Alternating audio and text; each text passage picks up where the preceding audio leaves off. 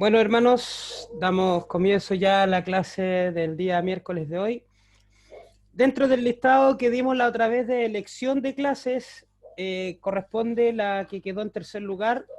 Ya vimos política y cristianismo, hemos visto angelología, ya, y ahora vamos a ver lo que es historia de la iglesia cristiana, ¿ya?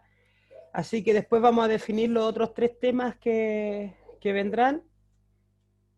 Ya tengo en carpeta algunos temas, así que vamos a empezar con este. Esperemos que los demás que estén por conectarse puedan alcanzar ya la clase.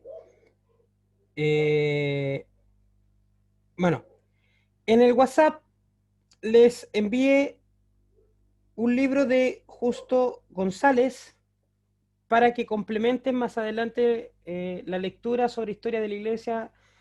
Tienen que imprimirlo porque la letra es chica en el celular, pero ojalá puedan leerlo, desen el tiempo de leerlo para complementar, porque la clase de hoy puede que la alcancemos a ver toda de un sopetón, porque es un resumen prácticamente de cómo ha evolucionado la iglesia cristiana desde Jesucristo ya hasta el año 1600 aproximadamente. ¿Por qué el año 1600? Porque de 1700 en adelante ya uno tiene que empezar a ver un poco más historia local de cada país, de los continentes, porque todos fueron evolucionando de manera distinta, pero hasta el 1600 aproximadamente tenemos lo que es la historia común de la iglesia cristiana en sí. Obviamente nosotros repasaremos un poco de lo que es la iglesia de Chile, no creo que la alcancemos a ver hoy día, pero podríamos repasarlo un poco después de la próxima clase, que sería lo que viene después del 1600 en adelante, cuando empiecen a llegar los primeros misioneros a Latinoamérica y cosas por el estilo. ¿Por qué es importante estudiar la historia de la iglesia cristiana? Porque hay un dicho bien interesante que dice que aquel que no conoce su historia está condenado a repetirla. Y lamentablemente nosotros como iglesia evangélica cristiana en general tenemos la tendencia a cometer los mismos errores que se cometieron miles de veces años atrás por lo mismo, por desconocer un poco la historia, por a veces pensar que todo lo que estamos viviendo ahora es nuevo, que todo lo que creemos es relativamente de ahora. Hay cosas que uno piensa que no, que juzga, como que nosotros, nuestra historia como cristianos no ha tenido ningún error ni nada por el estilo. Bueno, es importante ver que en la historia de la humanidad, la historia del cristianismo está muy unida entre la historia universal y la historia del cristianismo. ¿Ya? El cristianismo, si bien es una de las terceras religión más grandes del mundo, no es la más grande, sí podemos decir que es la más importante, por lo menos para el mundo occidental.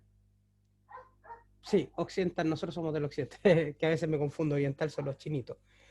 No obstante, parte del mundo oriental también, del Medio Oriente, ya donde nace originalmente la religión cristiana. Pero para el Oriente mismo en sí no es muy relevante el cristianismo, sino pasa a ser una religión más que en la actualidad ha estado, ¿cómo se llama esto? Pegando un poco más fuerte, o sea, digo actualidad, estamos hablando de 200, 300 años atrás nomás, ya, o incluso menos. Pero antes de eso, las religiones orientales predominaban con mucha fuerza, sus sistemas políticos, económicos y forma de vida estaba ligado a sus creencias propiamente tal. En cambio, en el occidente, donde estamos nosotros, bajo el Imperio Romano, empiezan a haber cambios radicales. Ya en el siglo III, el cristianismo se vuelve la religión oficial del Imperio Romano, y eso provocó grandes cambios en la Edad Media, y de ahí en adelante. La mayoría de los sistemas políticos y económicos, culturales de todo el Occidente, ha sido influenciado directamente con el cristianismo. De hecho, el cristianismo ha formado parte de esa sociedad. En algunos aspectos ha sido muy positivo porque gran parte de la formación social que nosotros tenemos con los valores como la familia fundamental de la sociedad, los valores que se prestan en, en, el- en las leyes de cómo se debe conformar una sociedad, son muy influenciadas por el cristianismo. El Imperio Romano, si bien tenía cultura greco-romana, griega, en lo que es la democracia y la forma de gobernar, todas esas leyes fueron influenciadas después por el cristianismo.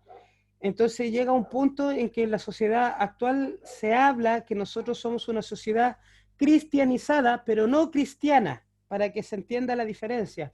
¿A qué se conoce como una sociedad cristianizada? Que tiene influencia de valores cristianos, siendo principalmente la Iglesia Católica la que por muchos años predominó como religión principal de las sociedades del Occidente. Así que la suerte o la bendición que tuve es que yo tenía un material guardado, así que no tuve que hacer el PowerPoint, sino que uno de los mismos materiales que yo tenía por ahí con los que estudié, lo encontré y que está basado también en gran parte en el libro que les envié de Justo González, junto con otro libro.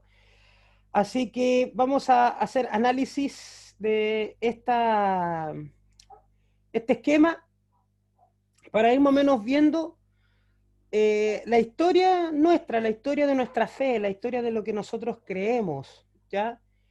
Espero ir añadiéndole algunos detalles porque de verdad esto es muy denso, es muy extenso, hay muchas cosas que vienen, o sea, ya por ejemplo cada denominación, cada iglesia tiene su propia historia, cada país tiene su propia forma de cómo entró el evangelio a su país, entonces eh, es muy, es muy complicado hacer una clase de historia de la iglesia así como muy detallada, al menos que uno estudie esto en un semestre, 2 semestres prácticamente, y aparte que uno siempre va a quedar al débil y tiene que seguir investigando por su cuenta. Por eso les mandé el libro para incentivarlo a la lectura, que sigan leyendo, ojalá lo puedan hacer. Obviamente no es obligación, cada uno sabe hasta dónde quiere seguir alimentando sus conocimientos, pero los invito a que lo hagan, por eso se los envíe, imprímanlo, leanlo con calma, porque ese libro de Justo González es muy bueno y trae mucho detalle que a lo mejor acá no vamos a poder verlos todos, ¿ya? En la clase también dejé fuera algunas cosas que son puntuales, importantes en la historia, como por ejemplo la historia completa de los concilios, la importancia de esto, porque esa clase de los concilios me gustaría que lo estudiáramos en orígenes bíblicos, que es otro ramo, donde aparte de la historia cristiana se estudia el origen de la Biblia, cómo se compaginó, cómo se hicieron las cartas, por qué nosotros tenemos un canon de 66 libros y no de 77, qué es lo que ha pasado con las traducciones de la escritura, bueno, y todo eso que es necesario saber sobre nuestras Biblias que nosotros amamos y queremos. Vamos a analizar la iglesia apostólica del 30 después de Cristo al 100 después de Cristo. ¿Por qué se habla del 30 después de Cristo al 100 después de Cristo? Porque la iglesia nace con Jesucristo cuando ya nace su ministerio alrededor de los 30 años. ¿Ya? No hay una fecha exacta porque sabemos que cuando se pone el año cero del año de Cristo, antes y después de Cristo, el año cero, Jesús alrededor tenía entre 5 a 7 años, así que hay un desfase más o menos de ese periodo, pero se sabe que Jesús inició su ministerio aproximadamente a los 30 años de edad, así que de ahí se considera la historia del cristianismo. Aunque la historia de la iglesia en sí nosotros podríamos considerarla desde el judaísmo anterior, porque nosotros vemos como Dios ha encauzado su relación con el hombre desde la creación hasta nuestros días. Pero técnicamente, desde que se nos llama cristiano, o que se sigue a Cristo, es del mensaje propiamente tal del Mesías, de Jesús. En adelante ya se le pone nombre en Hechos, le ponen nombre de cristianos a los que siguen a Cristo, pero la fe en sí cristiana nace cuando Jesús inicia su ministerio, siendo considerado al principio de la época una secta, un sector del judaísmo, ya que el judaísmo en aquel tiempo también tenía distintos grupos religiosos, por ejemplo, saduceos, fariseos, eh, estaban los esenios, de donde pertenecía Juan el Bautista, y muchos otros grupos religiosos de la época que también seguían líneas distintas, entonces eran sectas del judaísmo. Así que la división siempre de las creencias ha estado en todo ámbito de la vida humana desde que el hombre empieza ya a tener conciencia sobre una deidad superior. Tenemos, después vamos a ver la iglesia perseguida, que es del año 100 después de Cristo. ¿Por qué del año 100? Se considera año 100 cuando aproximadamente muere el último apóstol, que es el apóstol Juan, y el nacimiento del libro de Apocalipsis alrededor del 90-95 después de Cristo. Entonces, del año 100 en adelante empieza a afirmarse relativamente la persecución a los cristianos, o sea, en un rango de alrededor de 70 años, los cristianos son tan influyentes en la cultura del Imperio Romano, se expandió tanto en tan solo 70 años, que de cierta forma el Imperio Romano, sobre todo los César, vio que el cristianismo era una amenaza para el orden del poder, según lo que ellos consideran, ya que los César se consideraban Dios y solicitaban que todos los que estaban bajo el imperio se postraran como tal, y los cristianos no se postraban ante el César. Si bien tampoco hay pruebas fervientes de que los cristianos hicieran revueltas que pudieran derrocar el imperio romano, el solo hecho de no querer, de preferir la muerte antes de inclinarse al César, ya para los romanos era algo que no se podía tolerar. Y la expansión del cristianismo, de este mensaje nuevo, fue tan grande que llegó a ser considerado un peligro para la estabilidad del imperio romano de la época. La iglesia imperial parte del 313 con Constantino. Con Constantino es el emperador que dijo: yo no me voy a ir en contra de los cristianos, están tan influyentes, que lo que voy a hacer, voy a tomar esa religión y la voy a hacer parte del imperio romano, voy a juntar a todos los cristianos de todos los lugares que estén en el imperio romano, y voy a hacer una sola iglesia cristiana, los voy a unir a todos los obispos y se va a llamar la Iglesia Universal, que es el nacimiento de la Iglesia Católica como tal. Por eso, cuando la Iglesia Católica dice que su primer papa fue Pedro, no tiene base argumentativa histórica sólida al decir eso, porque la Iglesia nace en el 313, o sea, Pedro estaba más que enterrado, podrido y ¿cómo se llama? Ya, yo creo que ni huesos tenía ya en 300 años, si es que había huesos. Y tampoco hay evidencia histórica fuerte que indique que Pedro siquiera pisó la capital de Roma. Así que, para que ustedes vayan más o menos tomando nota cuando salen esos tipos de argumentos, el tema ese de que la iglesia romana nace, de que Pedro el primer papa, es netamente un tema de tradición católica, por cuando Jesús tiene la conversión y le dice: sobre esta roca edificaré mi iglesia. Pero es una interpretación literal y que no toma en consideración el vocablo ni lo que realmente Jesús estaba hablando en ese momento. Pero en el 313 al 476 se considera el cristianismo imperial, ya dejó de ser perseguido, se convierte en la religión oficial del Imperio Romano, pero ocurren otros fenómenos que son tan dañinos para la iglesia cristiana que a veces hubiera sido mejor que la iglesia hubiera seguido siendo perseguida, ya que del 303 al 476 encontramos lo que se llama el sincretismo. El sincretismo, hermanos queridos, es cuando se hace la unión de una tradición pagana a una tradición cristiana. Por ejemplo, en las tradiciones paganas siempre se hablaba de la madre y de un Dios hijo, ya en distintas culturas de los distintos pueblos. Entonces, Constantino tomó esta imagen de María con un niño en brazos a raíz de esa creencia pagana. De hecho, la imagen de una mujer con un niño en brazos es pagano, es de origen no cristiano. Pero Constantino le da esa connotación, así como muchas otras figuras mayas y otras tradiciones que empiezan a nacer, para que los que no eran cristianos se pudieran conectar de mejor manera con el cristianismo y no tener mayores problemas.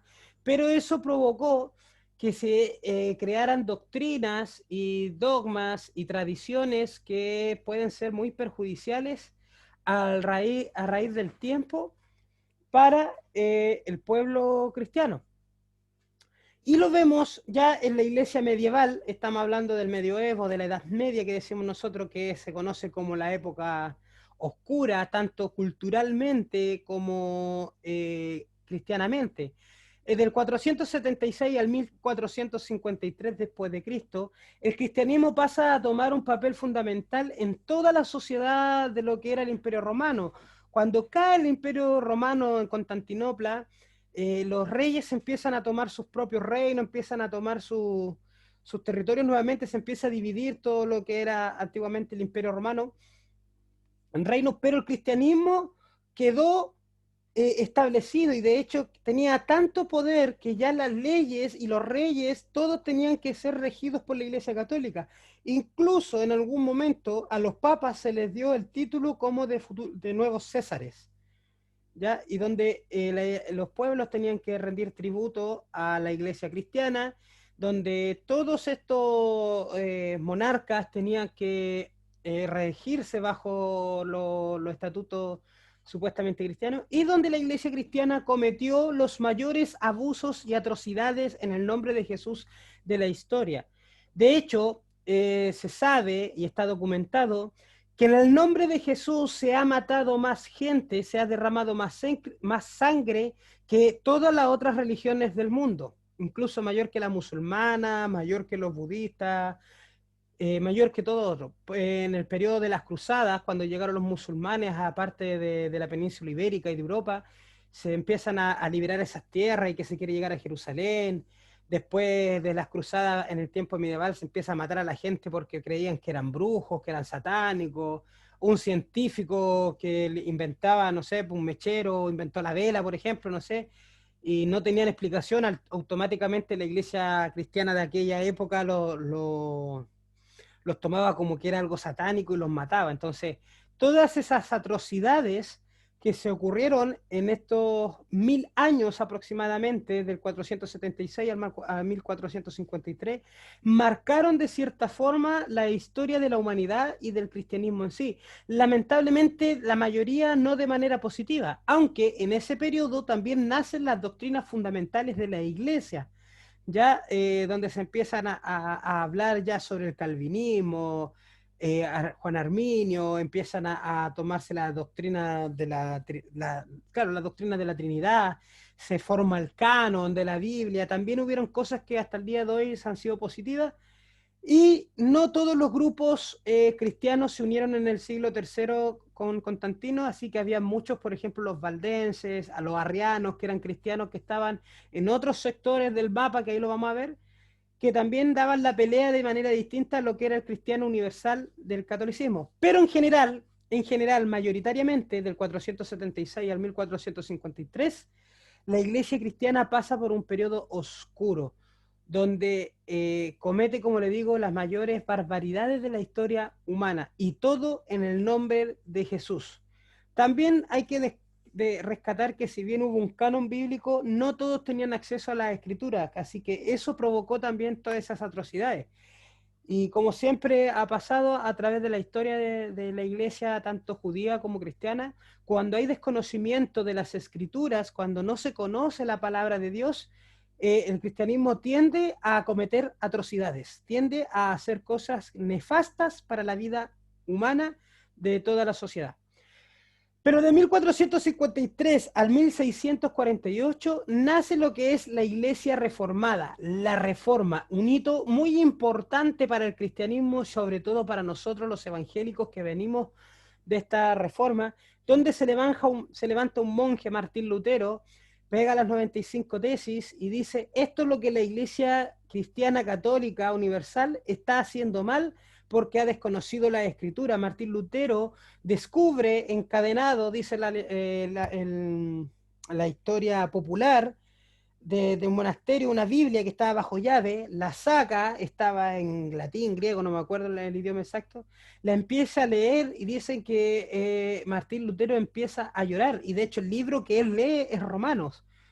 ¿Y por qué? Porque empieza a darse cuenta que todo lo que estaba haciéndose en el nombre de Dios, que se creía bueno, era completamente erróneo, y empieza a descubrir que la salvación no es por los hechos ni lo que se estaba haciendo, sino que es por la fe misma, y empieza a redescubrir lo que era la iglesia primitiva.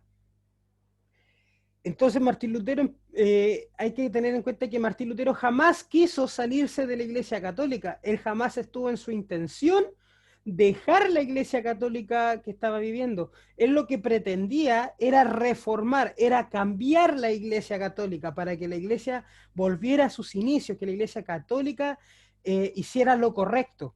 Pero bueno, a raíz de todo lo popular que fue Martín Lutero y todo lo que él logró conseguir, porque consiguió que reyes lo apoyaran, que mucha gente se volviera al Evangelio por el Evangelio de la simpleza que él presentaba, el Evangelio bíblico. Él fue el primero en traducir una Biblia del latín al alemán para que la gente lo pudiera entender, acercó las escrituras al pueblo, al burgo, como se llama.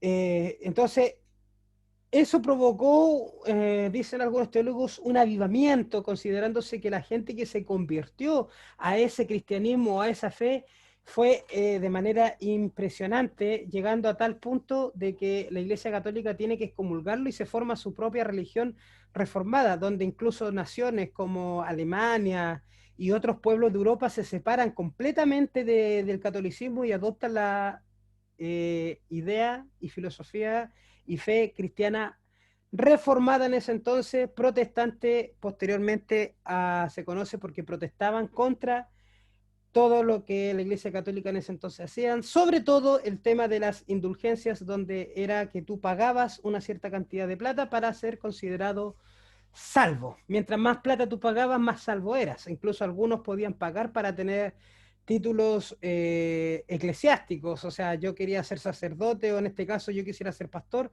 pago cierta cantidad de plata y la iglesia me emitía un certificado, ya tú eres pastor, eres sacerdote, eres obispo, aunque no tuviera iglesia, no mandara nadie, pero tener ese grado ya eclesiástico le daba un cierto estatus. De hecho, muchos nobles tomaban estatus de sacerdote, de obispo, de clérigos, que les daba de cierta manera mayor llegada a otros sectores sociopolíticos de la época. Esa era la introducción, ¿eh? Por si acaso. Vámonos a la iglesia apostólica.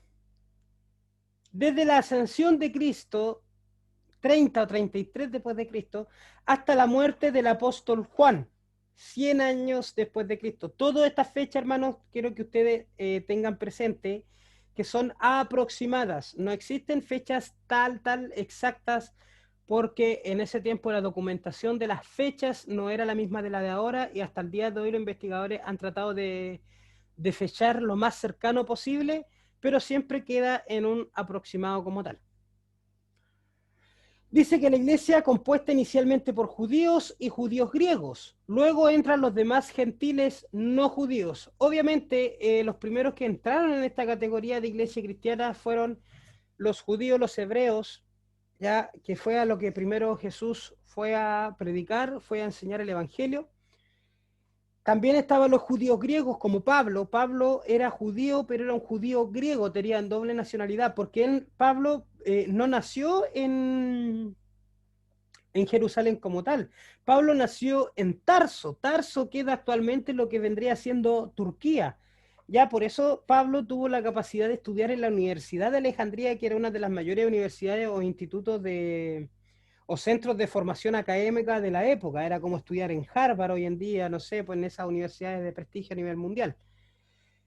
Pero él era judío por los padres de nacimiento, pero políticamente también era griego-romano. Por eso Pablo en algún momento, él usó su derecho romano para defenderse de los castigos. O sea, cuando dice, están ustedes cumpliendo la ley porque ustedes están castigando a un ciudadano romano. Y cuando Pablo dice ciudadano romano, los pueblos de ese entonces que habían tomado detenido a Pablo, se asustaron porque era de gravedad absoluta detener a un ciudadano romano, porque los romanos eran los ciudadanos de élite, o sea, los que mandaban a todos los otros pueblos conquistados.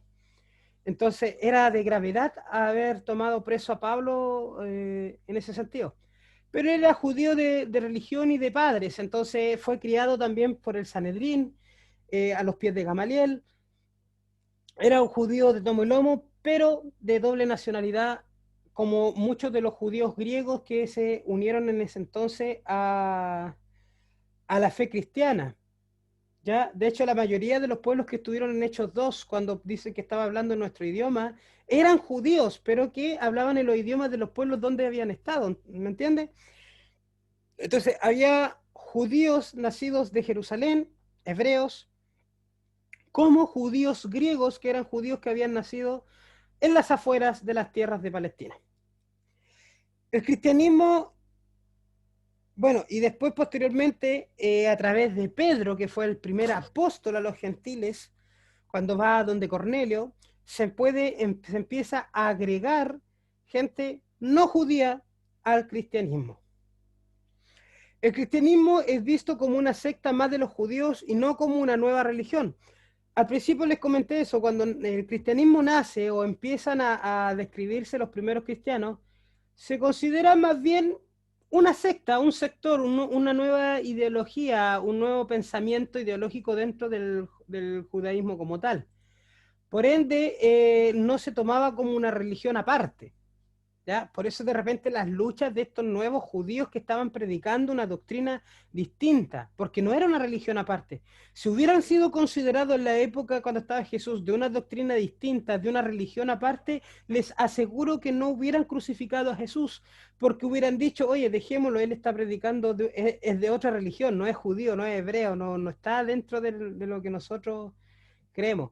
Pero como tenía mucho acierto de las escrituras, los hebreos o los judíos lo consideraron como una secta, o sea, un pensamiento nuevo que estaban haciendo. Por eso incluso algunos lo consideraban maestro a Jesús, pero maestro de ideas raras, de ideas nuevas, de interpretaciones extrañas para los judíos de esa época.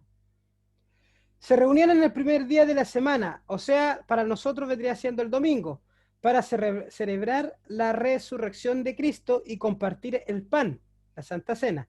Luego comenzaron a reunirse en el templo judío y en las sinagogas hasta que fueron expulsados de ellas. Claro, pues recordemos que ¿dónde predicaba Pedro? ¿Dónde Pedro sanó con la sombra? En el templo, predicaban en los templos y las sinagogas judías, porque como le digo, era parte de un pensamiento judío distinto, entonces se les aceptaba que hablaran ahí sobre lo que ellos estaban estipulando, hasta que llegó un punto en que ya no los soportaron y los expulsaron de todo templo y toda sinagoga judía que hubiera alrededor de todo el mundo conocido de la época. Los creyentes eran bautizados inmediatamente después de su conversión. Felipe y el eunuco, el carcelero de Filipos. Claro, nosotros, por ejemplo, ahora cuando acerca una persona a Cristo, dice que lo recibe y todo el tema, nosotros normalmente, ¿qué es lo que hacemos ahora? Esperamos un tiempo, esperamos el paseo de la iglesia, se hace una preparación previa y después al agua, pato, como decimos nosotros, ya al agua. Pero para los cristianos del primer siglo, en ese tiempo, era tan fundamental el bautismo dentro de su doctrina de conversión que donde estuvieran lo llevaban al agua y lo bautizaban ahí mismo, al tiro, inmediatamente. ¿Ya? Entonces, eso caracterizaba mucho a la iglesia primitiva del primer siglo, que bautizaban de inmediato.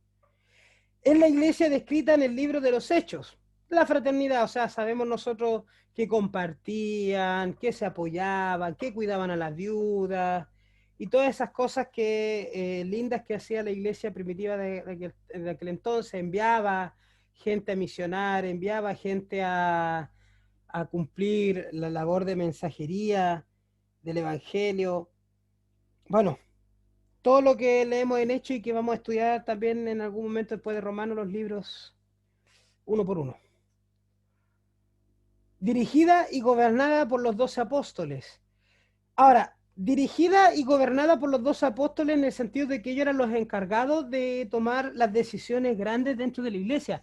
Pero se sabe que en Jerusalén, en la iglesia principal, el que llevaba la batuta, por ejemplo, por decirlo de algún modo, era Santiago, hermano de Jesús. Él era el que quedó a cargo de la iglesia de Jerusalén. Recordemos que en el concilio de Jerusalén es él el que se levanta y dice, bueno, hermano, hemos tomado tal decisión, que a los gentiles no se les puede negar el evangelio, tampoco se les puede imponer las leyes judías, bla, bla, bla, y todo lo que ocurre ahí en el libro de los Hechos, en el primer concilio cristiano, que es el concilio de Jerusalén. ¿Ya? Pero en general la iglesia en sí, su jerarquía era bien especial porque era una jerarquía más que nada de servicio, donde los 12 apóstoles eran escuchados por haber estado directamente con Jesús, pero ellos tenían una labor servicial, donde ellos distribuían las labores y no era ninguno mayor que otro. Ahora, se les respetaba y se les reconocía por el hecho de que ellos son los que llevaban el mensaje directo de Jesús como discípulos directos del mismo. ¿Ya? Y ellos fueron siempre cautelosos en ese sentido. Predicaban que Jesús es el Mesías profetizado en las Escrituras, los Salmos y los profetas, la resurrección de Cristo y la segunda venida. Los apóstoles se caracterizaron también porque todo lo que predicaban estaban en las Escrituras que ellos manejaban en la época, que es el Antiguo Testamento. Pablo aquí entra a la escena porque Pablo trajo una revolución teológica al pensamiento de los apóstoles de la época, que es reconocida por los apóstoles. Recuerden que los apóstoles después decían, creo que Pedro y Santiago reconocían que los escritos de Pablo eran revelaciones dadas por mismo Jesús. Entonces ellos las aceptaban como tal y como doctrina. Pero antes de Pablo, e incluso Pablo, lo único que predicaban era la palabra del Antiguo Testamento, mostrando que el cumplimiento de esta se había hecho en Jesús. ¿Ya? Posteriormente, los escritos de Pablo y de los otros apóstoles que están en el Nuevo Testamento fueron recopilados por la iglesia como documentos que eran fidedignos para mantener la doctrina como tal. Y Pablo, sobre todo Pablo, que tuvo la característica de revelar el Antiguo Testamento en las cartas que él hacía. El título de obispo era lo mismo que el de anciano o pastor, solo existían obispos y diáconos. Nosotros ahora le damos el título, por ejemplo, de obispo a una persona que está a cargo por sobre los pastores normalmente, como para dar un tipo de jerarquía y de diferencia dentro de la labor que tiene que cumplir cada persona. Pero para la iglesia primitiva, ser obispo era exactamente lo mismo que ser pastor o ser anciano de la iglesia. En la iglesia primitiva existían solo los diáconos y los ancianos o los obispos, ya que eran como los líderes de la congregación, pero también era un liderazgo que tenía el mismo sentir de los apóstoles, que era el de servicio.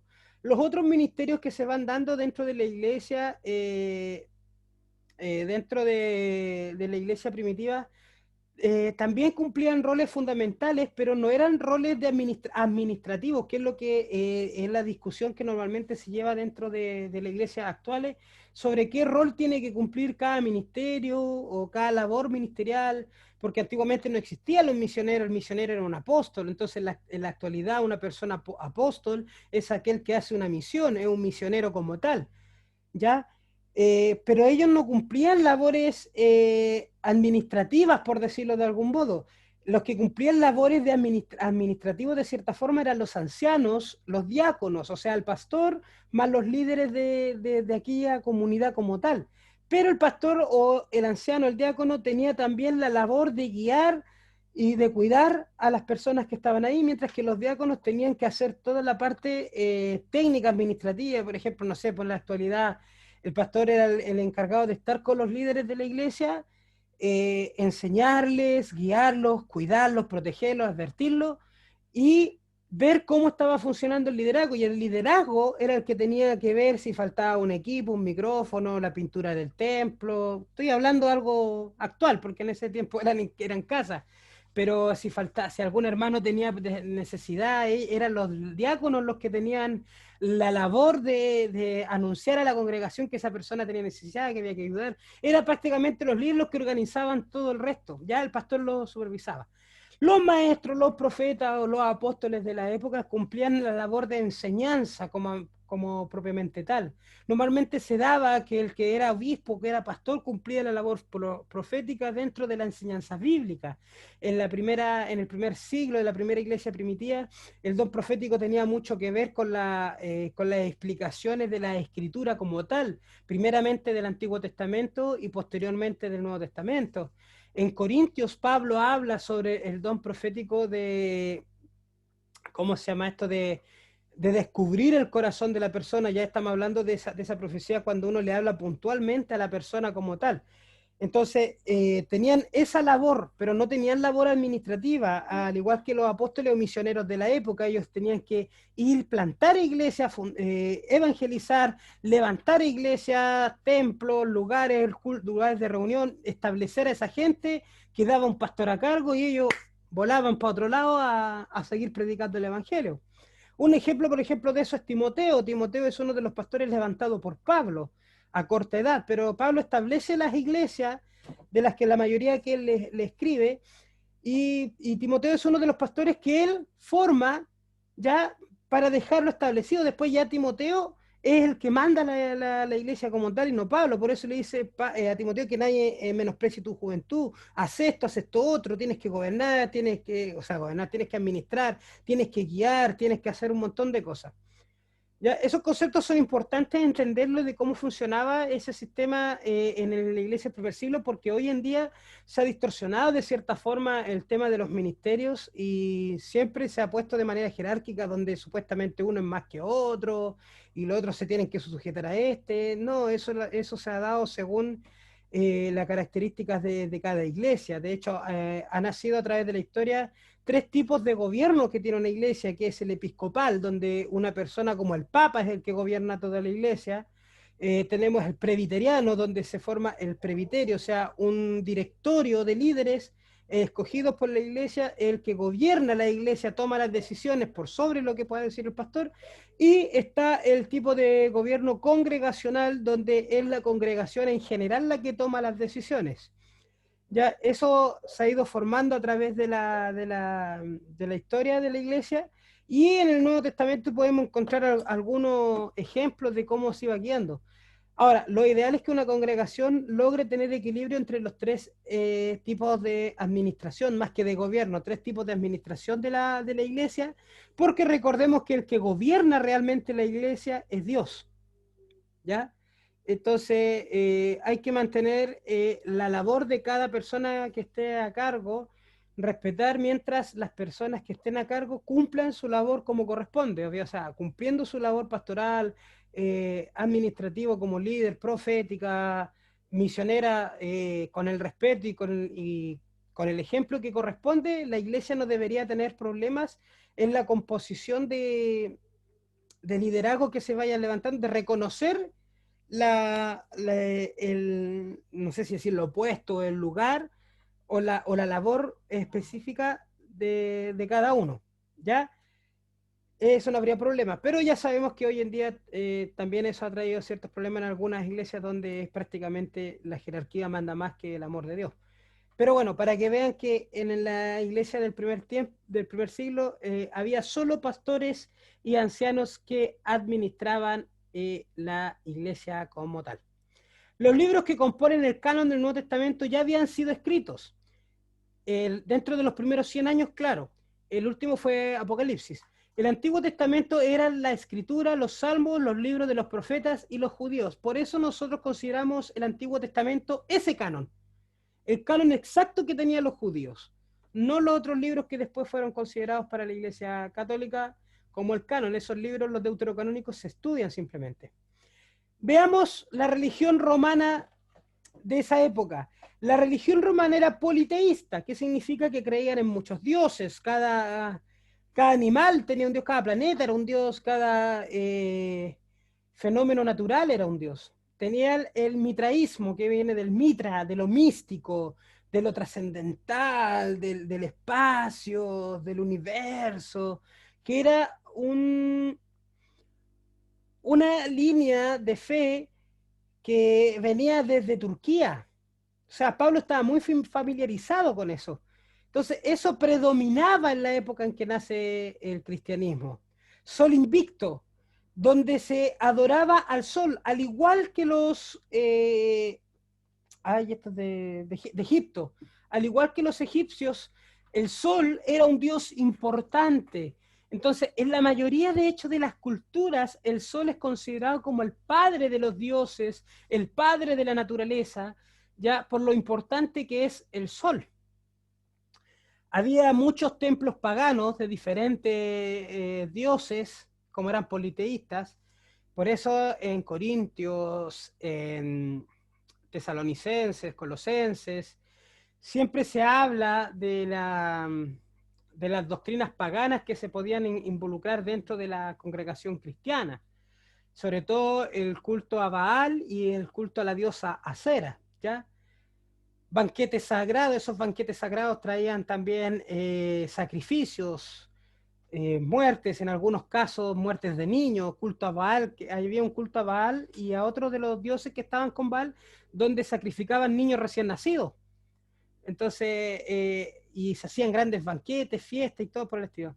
También habían sacerdotes, obviamente, de cada templo, de cada religión.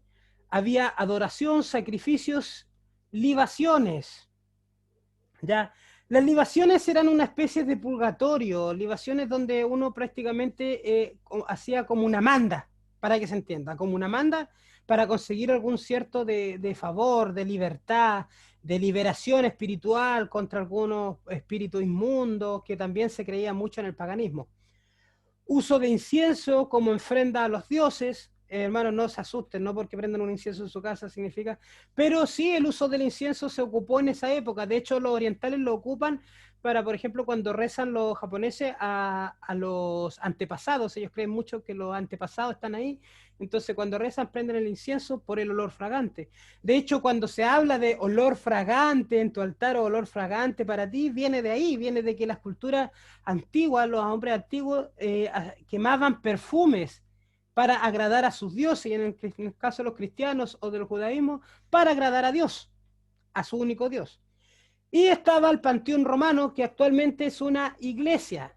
Los panteones romanos eran centros de reunión social romana, ya donde se podían hacer cultos a dioses o podrían haber sido actos de sociedad, de reunión social simplemente. Fiesta y cosas por el estilo. Ándate. Se me pasó. Bueno, Imperio Romano en tiempos de Cristo, así era, como más o menos se nos pasó siempre en historia. Si ustedes se fijan, estaba toda... ¿se ve el puntero cuando pasó el puntero por ahí o no? ¿Por la pantalla? ¿Sí? Ya. Si ustedes se fijan, gran parte de lo principal acá abajo, de lo que es Egipto, era parte del Imperio Romano. Entonces ahí también llegó el Evangelio de Egipto. Aquí nace en Jerusalén el cristianismo y recuerden que en algún momento Jesús tuvo que arrancar hacia Egipto cuando era niño y de ahí volver, o sea, estaba muy cerca. Por eso llama la atención que desde aquí, desde este punto aproximadamente, ya, porque aquí es donde se forma el delta del Nilo, hasta aquí hayan pasado 40 años para que Moisés llegara a la tierra prometida. Porque imagínense que aquí está parte del mar Muerto, es el mar que se abrió. Y siguieron en el desierto 40 años, entonces es extraño que se demoraran tanto. Si en esa época más de un año, 2 años caminando, no se demoraban, a camello menos. Pero bueno, eso es como dato curioso. Es como Dios prepara las cosas, ¿no? Pero miren, todo esto nace el cristianismo. Aquí está Tarso, en Asia Menor, ahí nace Pablo, Y Pablo, mire, camina para acá y aquí. Miren los kilómetros que camina. Aquí se convierten al Señor. Aquí se convierte en fruta, en Damasco. Pero Pablo aquí le aparece el Señor. Pero esto es Tarso, lo que es actualmente Turquía. Aquí está Éfeso, la iglesia de Efesios. Aquí está Gálatas, aquí arriba. Aquí lo que está Tracia, actualmente Francia. Aquí está lo que es Italia, ¿ya? Bueno, Sicilia sigue, Cartago, Galia. Y esto es lo interesante, que cuando Pablo llega a Roma, su intención era llegar aquí, a España. ¿Y saben por qué España? Porque España era lo último del Imperio Romano hacia el occidente, o hacia el oeste, podríamos decirlo, porque el oriente está para allá, occidente para acá. Pero norte, sur, este, oeste, hacia el oeste, era lo último. Pablo predicó por todos los límites de acá, del mundo conocido de la época, pero le faltó toda la península ibérica. Le faltó solo un pedazo. O sea, podemos decir que Pablo prácticamente recorrió todo el mundo conocido, todo el imperio romano de misioneros ya de la época.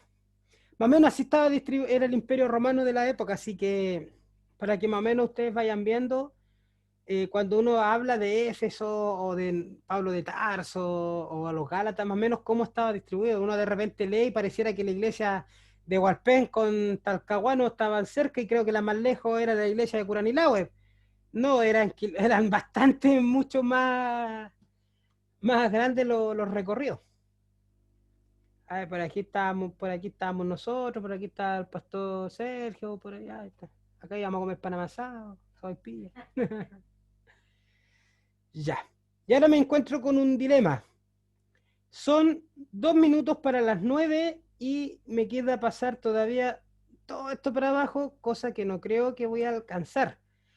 Así que vamos a hablar un poco solo de la iglesia perseguida y el resto para la próxima clase. ¿Les parece? Porque si no, vamos a alargarnos. Y eso que esto es un resumen. Hay cosas, hay puntos que no tomé, ¿ya? Como el concilio, como varias cosas más que ahora van a aparecer, pero no, tampoco los puedo tomar todos. La iglesia perseguida del año 100 al 313 con Constantino. Como les decía anteriormente, la iglesia fue considerada un peligro para la estabilidad sociopolítico de la época, sobre todo por los César. Ya dice, el paganismo acogía las nuevas formas y objetos de adoración, mientras que el cristianismo las excluía. Ese era lo fuerte, o sea, Roma tenía su propia religión, pero no se imponía sobre la religión del pueblo conquistado para mantenerlos tranquilos. Entonces, los paganos se adaptaban a nuevas costumbres. Por ejemplo, Roma llegaba y les decía, oye, ustedes tienen hartos dioses, pero mira, esos mismos dioses, nosotros los tenemos acá y también les puede servir, y las nuevas culturas lo adaptaban. Pues decían, oye, a lo mejor el dios sol de nosotros es Júpiter de ellos, Zeus de ellos, entonces se adaptaban perfectamente. Pero cuando llegan con el cristianismo, primeramente con el judío dice, no, nosotros tenemos un solo Dios, pero ya ustedes hagan lo que quieran. Y está los Baal, puede ser Baal, todo eso. Pero llegan con los cristianos y los cristianos empiezan a decir, no, esos son dioses falsos, eso no existe, yo no voy a hacer eso que corresponde porque yo tengo un puro Dios verdadero, Jesús el Mesías, él vino a salvarme. Entonces les puso un párale de inmediato a las religiones paganas.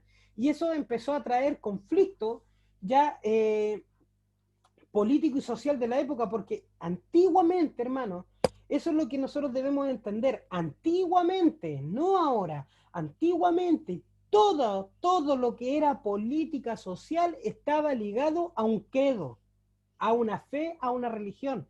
Todas las leyes, todo lo que tenía que ver con sociedad estaba ligado a la creencia de la época, tanto para los judíos como para otros pueblos. Pero en la actualidad no es así. En la actualidad los sistemas políticos están guiados por pensamientos filosóficos, políticos, sociales que difieren completamente de algún credo. En algunos puntos pueden tomar cosas en común, pero en general difieren. Por eso, pensar que nosotros nos tienen que escuchar sí o sí bajo nuestros valores es complicado, porque la sociedad actualmente no está bajo un pensamiento sociopolítico que tenga que ver con la fe. ¿Tiene principios cristianizados? Sí, por lo que pasó años atrás, pero lo quieren cambiar por lo mismo. Entonces, como les decía, en política y sociedad, ¿es bueno que hayan cristianos que se levanten y hablen sobre los valores cristianos? Sí, es bueno que tratemos de luchar porque creemos algo bueno para la sociedad, sí. El cristianismo ha demostrado ser lo mejor para una sociedad a través de la historia, con errores y todos, sí, ha sido lo mejor. Pero nada de eso es trascendental si nosotros primero no convertimos a las personas, o no nosotros, pero si no predicamos el Evangelio y que ellos se entreguen a Jesús. Ahí tenemos todas las de ganar. ¿Ya? ¿Por qué? Porque vamos a ver una sociedad que realmente adore a Jesús, que realmente se mantengan cosas y valores familiares y principios cristianos. ¿Ya? Pero aún así es algo que está constantemente porque las generaciones van cambiando. Cada 20, 30 años están surgiendo nuevas generaciones que van cambiando la sociedad. Entonces es un trabajo que siempre debemos estar haciendo y que no va a detenerse hasta que Cristo venga. La adoración al emperador se tenía como una prueba de lealtad. Eso era el otro tema. O sea, los cristianos decían, no, yo no me inclino ante ese emperador. Yo me inclino solo ante Dios. ¿Se entiende? Entonces, el emperador romano de la época decía, oye, ¿y este qué se cree que no se inclina ante mí si yo soy el que manda?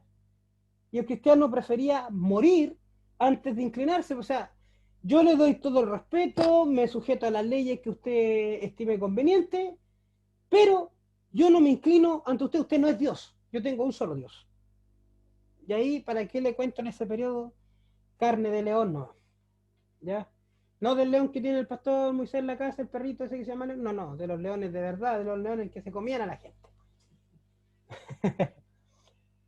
El paganismo estaba íntimamente relacionado con la vida social y política romana, lo que yo le estaba diciendo recién. Por esta razón el cristiano no participaba de ellas y eran vistos como una amenaza a la paz romana. La paz romana tenía que ver principalmente con el establecer miedo a la sociedad, donde o tú me obedeces o te mueres. Entonces, como la sociedad tenía miedo a los romanos de morirse, tenía normas de conducta que eran aceptables para la sociedad de la época para que los romanos no establecieran su paz y arrasaran matando a los pueblos. Entonces, era una paz producto del miedo. Las reuniones secretas de los cristianos despertaban sospechas y el hablar de otro rey llamado Jesús lo hacían desleales y conspiradores de una revolución. Claro, el Imperio Romano, al ver que los cristianos se reunían de manera secreta, ellos que pensaban que los cristianos se estaban reuniendo para hacer un golpe de Estado, para rebelarse en contra del imperio con armas, al escuchar de que hablaba de un solo rey, de un nuevo rey, el rey Jesús, un señor, un todopoderoso, los romanos no les parecía bien, aparte que la determinación de los cristianos de ese periodo, del 100 al 313, fue tremenda. Como les digo, los cristianos estaban dispuestos a morir sin dar pelea.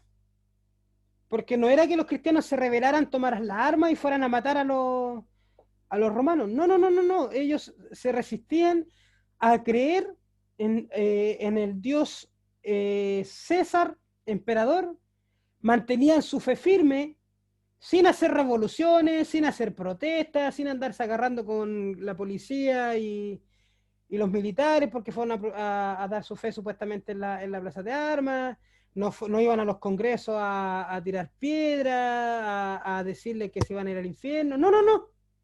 Ellos eran fieles a su fe. Simplemente eso. Y si había que morir por eso, lo hacían. 300 años o 200 y tantos años prácticamente soportando lo mismo y llegan al punto de que su resistencia pacífica fue tanto que llegaron a cambiar la mentalidad de los romanos y crecen tanto con esa pasividad que llegan a ser la religión oficial del Imperio Romano. Por eso dice, los cristianos no participaban de ella y eran vistos como una amenaza a la paz romana. O sea, no se relacionaban porque, como les digo, todo lo social político de la época estaba relacionado a la fe de la época, al paganismo. Entonces, todo lo que era contrario al cristianismo, ellos no lo aceptaban. No es que estoy diciendo que esté malo, pero ellos no levantaron partidos políticos para defender la fe de la época. Ni siquiera eso hicieron. ¿Ya? No estoy diciendo que eso sea malo hoy en día, que hoy en día necesitamos también dar nuestra voz porque los pensamientos de hoy en día son distintos a la época. La forma hoy en día tenemos la oportunidad de hacerlo y participar, pero no es el fin como tal, no es lo que prima, ya no debe ser ese el foco de cambio social. Existían un sinnúmero de mitos y creencias falsas acerca de los cristianos. Se les consideraban ateos y por lo peor de la sociedad romana. Para los romanos politeístas, que el cristiano fuera monoteísta, que creyera en un solo Dios, en un Cristo resucitado, y no creyera en los paganos, para los romanos éramos considerados, o eran los cristianos primeros, ateos. Porque no creían en los dioses de ellos, entonces eran sin Dios, eran ateos. Mire qué interesante. Los cristianos alguna vez fuimos ateos. Pero bueno, fueron considerados ateos. Y por eso eran desechados de la sociedad. Los cristianos comenzaron a celebrar sus cultos cerca de las tumbas de los que eran martirizados. Esta práctica y las supersticiones de muchos nuevos convertidos hizo que comenzaran a adorar a los mártires. De ahí nació la adoración a los santos.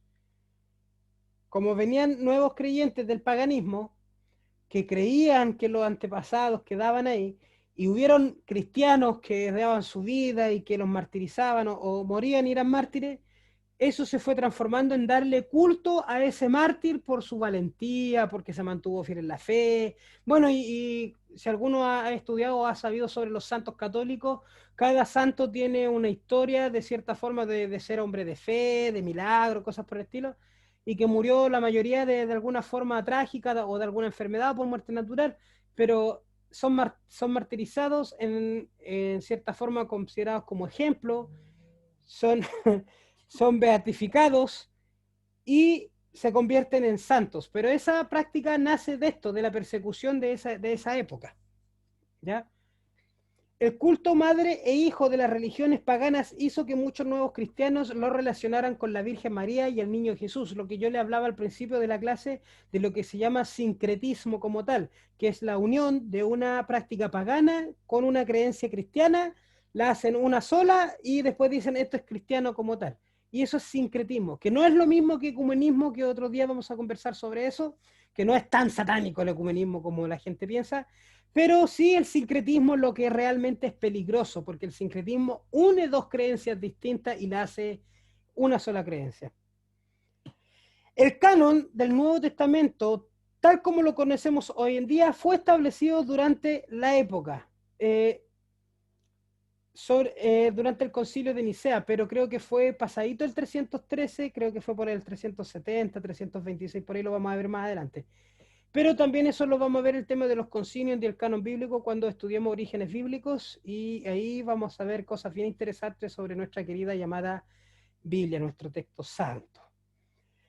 Desarrollo de sectas y herejías, desarrollo de la doctrina y la apologética. En este periodo empiezan a nacer también cristianos que empiezan a defender la doctrina cristiana, empiezan a hacer la apologética, que es la defensa de la fe, los argumentos que a mí me hacen creer y por qué no lo otro lo considero correcto. Entonces, dentro de la persecución de la iglesia perseguida, también hay cosas muy buenas que empiezan a nacer y que llevan a que posteriormente, y lo vamos a ver desde la otra clase en adelante, comience la iglesia imperial, donde, como les digo, la pasividad de los cristianos, pero a la vez su determinación por no dejar su fe, su fidelidad, llevó un impacto evangelístico tan grande que ya después los cristianos perseguirlos salía caro prácticamente, porque eran casi todos. O sea, si Constantino en esa época hubiera querido realmente eliminar a todos los cristianos y hubiera podido hacerlo, se queda sin gente prácticamente.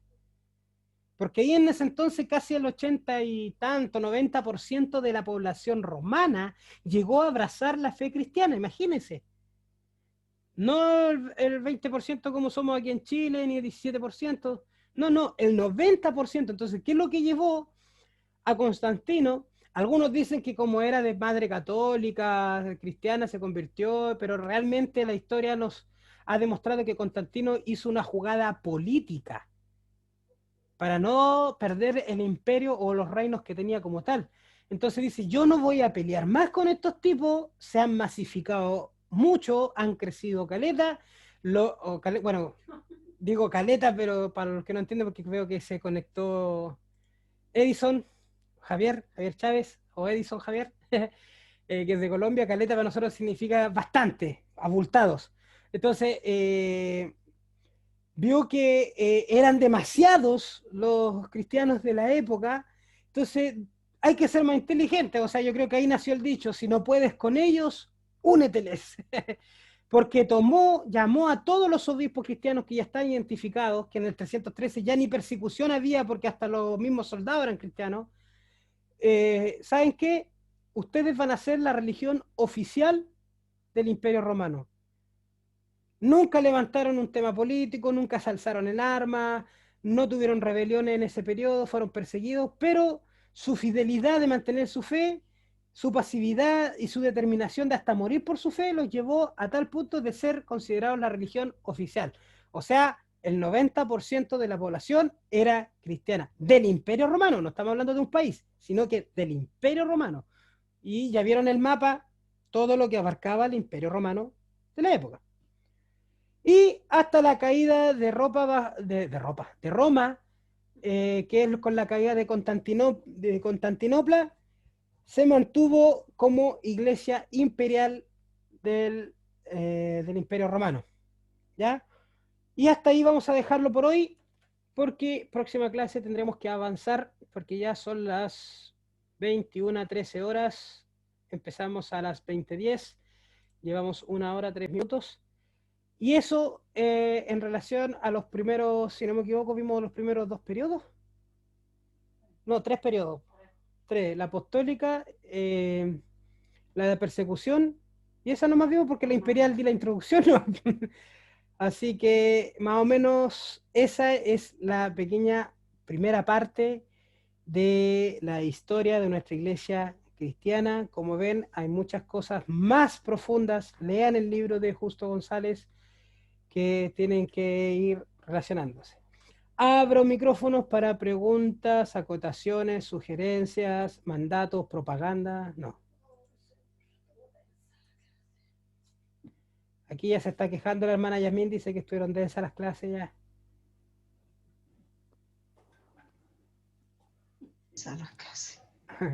¿Alguna pregunta, algo? Javier, te saludamos. Micrófono abierto. ¿Ese? Sí. Me imagino que lo entendieron todo. Voy a buscarlo. Javier. Como todo cierto impacto importante. Sí, se te escucha un poco cortado.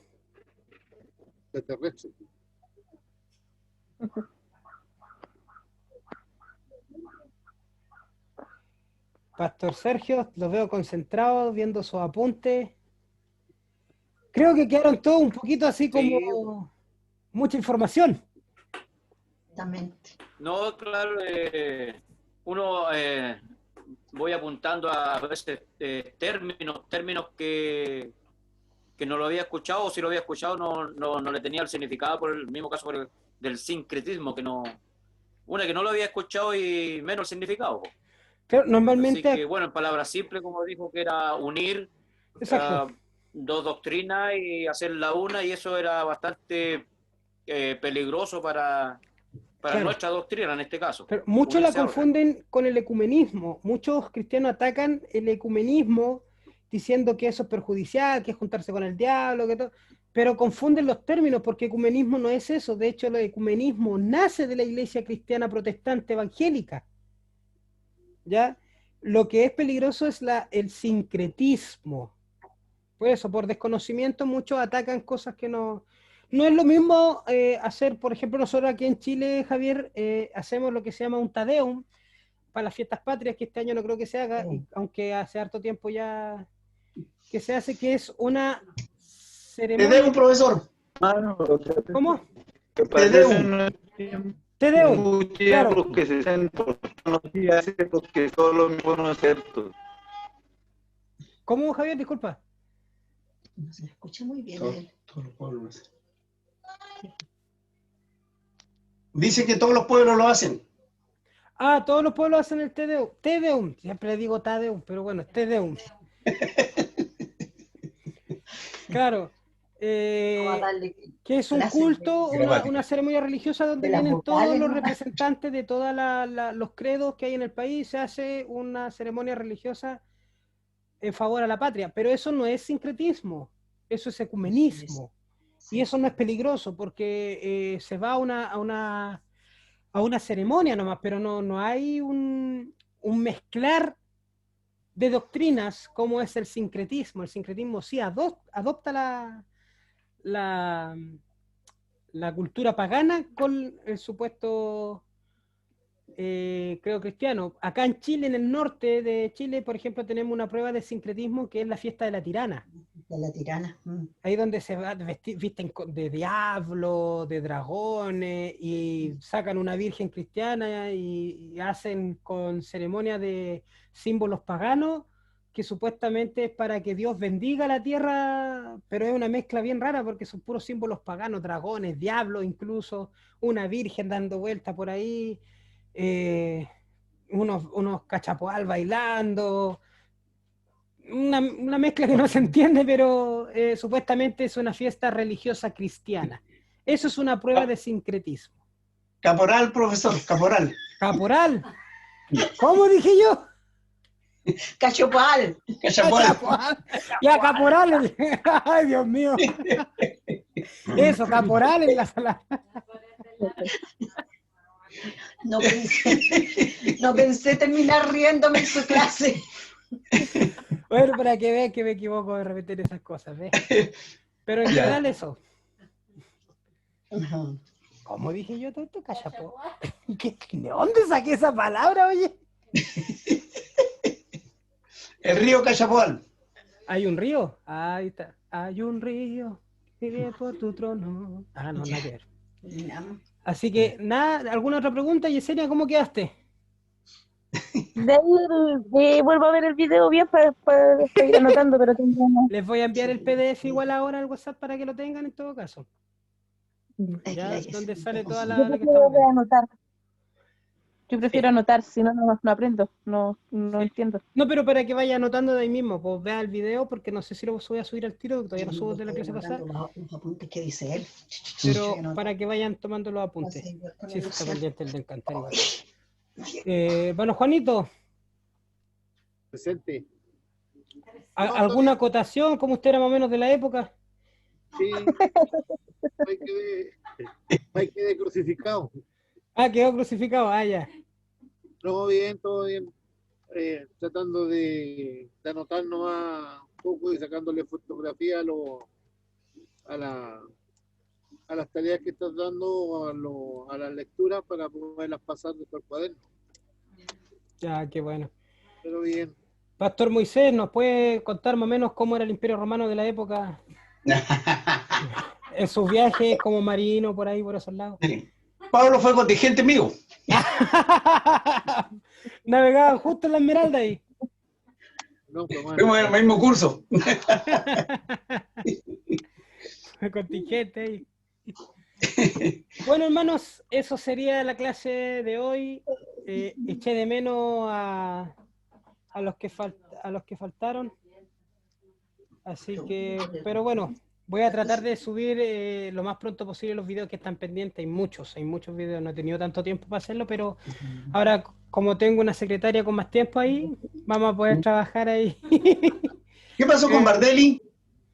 Bardelli, desde que falleció su suegro, he perdido un poco de comunicación con él porque aparte entró a trabajar. Ah, Estaba sin trabajo cuando estuvo haciendo el curso con nosotros y después entró ya. a trabajar en algo de marketing en los negocios, pero no he podido tener mucho contacto con él, pero desde que Ah, falleció el suegro realmente. Sí, pues de ahí se desapareció. Sí, así que no le Carlos. puedo decir. No, Carlos está en otra etapa, está viendo el tema de su iglesia, donde se está congregando. Así que es lo que le interesaba, eran las clases que vimos anteriormente, Ah, ya. porque ahí le daba el tiempo, ahora está con otra cosa. No descarta unirse nuevamente a otros estudios más adelante, pero por ahora no ha podido. De Bardelli, como le digo, voy a tratar de conversar si va a seguir con los estudios, aunque la otra vez me había dicho que sí, pero que le ha costado por el tema del trabajo. Puede ser malo eso cuando encuentran trabajo, güey. Se Sí. pierde la comunión. Sí, pues a veces sí. Pues. Por eso el Señor los tiene a todos sin trabajo. Los tiene a todos cesantes. Sí. Sí, Es oiga, la única. delante anduve buscando en Facebook en la mañana los estudios recientes últimos y claro, no aparecen todavía. No lo he Están subido los todavía. cultos nomás.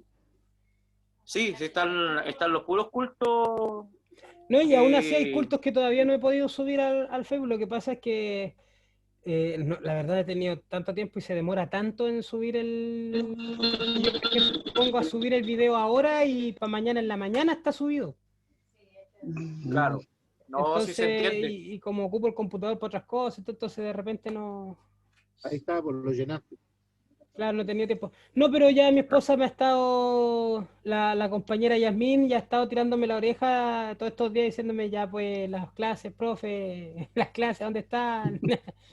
Los cursos, los cultos, el cantar, ¿por qué no lo sube, profe? Ahí que tengo una pulguita en la oreja ahí que me está... Hay que subirlo para que se incentivaran a las personas, pues, a los hermanos. No, sí, de hecho lo voy a empezar a hacer, así que... Sí, no sé, ahora mismo voy a dejar subiendo uno, así que... Porque aparte, lo que grabo se queda convirtiendo. Entonces, es la predicación que le hago, entonces es medio duro, entonces... no. Es un trato personal, no. ¿Era cristiano? Claro.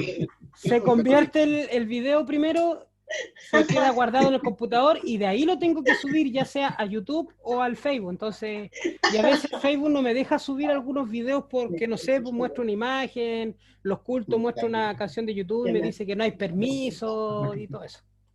Oye, ¿por qué no lo subí al tiro cristianamente para arriba que lo estáis después lo